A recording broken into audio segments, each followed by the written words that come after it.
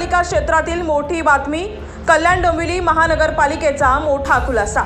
65 बेकायदा इमारतींच्या सर्वे दरम्यान धक्कादायक माहिती आली समोर। डोंबिवली खंबाळपाडा परिसरात उद्यानाच्या आरक्षित भूखंडावर सुरू होतं आणखी एका इमारतीचं बांधकाम। कल्याण डोंबिवली महानगरपालिकेने इमारतीच्या बिल्डर विरोधात केला MRTP अंतर्गत गुन्हा दाखल। बिल्डर चेतन माळी विरोधात गुन्हा दाखल। 2 दिवसात इमारत तोडण्याचं काम घेणार हाती। सहाय्यक आयुक्त हेमा मुंबरकर यांची माहिती।